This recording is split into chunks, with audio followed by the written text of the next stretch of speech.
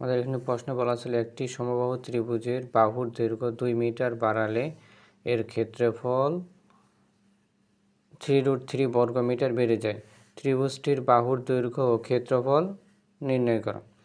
তা আমরা এখানটা একটু খেয়াল করে যে ধরে নিব যে এ বি সি একটি কি সমবাহু ত্রিভুজ। সমবাহু মানে যে ত্রিভুজের প্রত্যেকটি বাহুর মান সমান তাকে বলা হয় কি সমবাহু ত্রিভুজ। তো আমরা ধরে নিলাম যে একটি সমবাহু এ বি সি একটি সমবাহু ত্রিভুজ যার বাহুর দৈর্ঘ্য কত এ মিটার। তাহলে অতএব সমবাহু ত্রিভুজের ক্ষেত্রফলের সূত্র জানি কি √3/4 a স্কয়ার। এটা হচ্ছে কি সমবাহু ত্রিভুজের ক্ষেত্রফল নির্ণয়ের সূত্র। এরপর বলছে কি যে বাহুর দৈর্ঘ্য যদি 2 মিটার বাড়ায় তাহলে আমরা ধরলাম যে বাহুর দৈর্ঘ্য আগে ছিল কত এ মিটার, এখন বাহুর দৈর্ঘ্য বাড়াইলাম 2 মিটার, তাহলে এ প্লাস কত 2। আগে ছিল এ মিটার, এখন বাড়াইলাম হচ্ছে 2 মিটার বৃদ্ধি করছে, তাহলে এ প্লাস 2।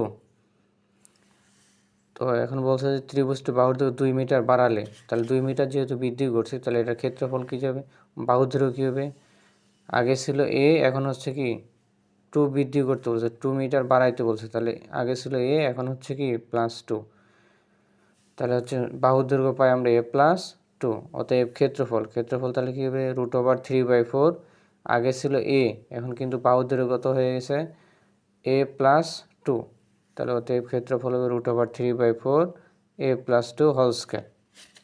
এবার সত্যমতে কী বলছিল, সত্যমতে আমাদের বলছিল যদি বাহুর দৈর্ঘ্য 2 মিটার বাড়ায় তাহলে এর ক্ষেত্রফল কতটুকু বৃদ্ধি পাবে, √3√3 বৃদ্ধি পাবে। কত বৃদ্ধি পাবে, 3√3 বর্গমিটার বৃদ্ধি পাবে। তাহলে আগে আমরা পাইছিলাম হচ্ছে কত ক্ষেত্রফল √3/4, পরে 2 মিটার বৃদ্ধিতে ক্ষেত্রফল পাইছি কত √3/4 a + 2 হোল স্কয়ার। এখন পরে যে 2 মিটার বৃদ্ধি করছে সেটার ক্ষেত্রফল ছিল √3/4 a + 2 হোল স্কয়ার, আর পূর্বের ছিল হচ্ছে কত √3/4 a স্কয়ার সমান কত 3√3। তাহলে উভয় এখানেও √3 আছে, এখানেও আছে √3/4, এখানেও √3/4, তাহলে √3/4 কমন নিলাম, তাহলে এখানে থাকে a + 2 whole square, a + 2 whole square minus, আর এখানে √3/2 কমন নিলে তাহলে কি থাকে a স্কয়ার, এখানে আছে কি a স্কয়ার।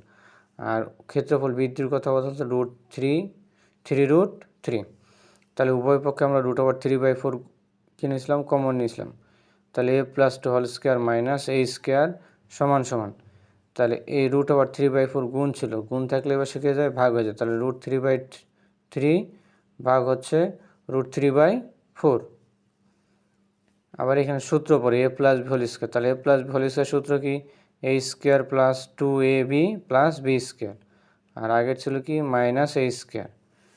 এইখানে একটু খেয়াল করো √3/3 ভাগটা হয়ে যায় কি গুণ, তার নিচের সংখ্যাটা যায় উপরে আর উপরের সংখ্যাটা আসে নিচে, তার নিচে √3 আর উপরে √3 কেটে দিলে উপরে থাকে 4 আর 3 হচ্ছে 12, আর অপোজিটে যে আমাদের a স্কয়ার আছে +a স্কয়ার, এখানে কি -a স্কয়ার, তাহলে এই +a স্কয়ার আর -a স্কয়ার কাটা, তাহলে 2 আর 2 যোগ করলে কত আসে 4, প্লাস 2 এর পর স্কয়ার করলে হয় 4,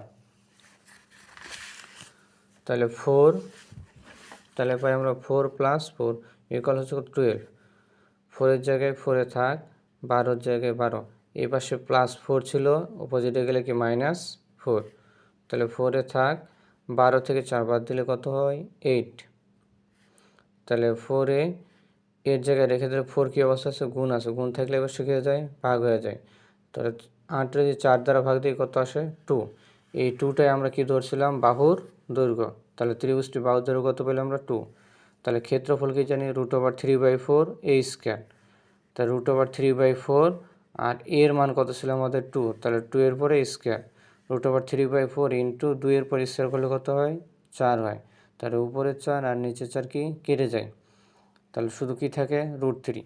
এইটাই হচ্ছে কি ত্রিভুজটির ক্ষেত্রফল।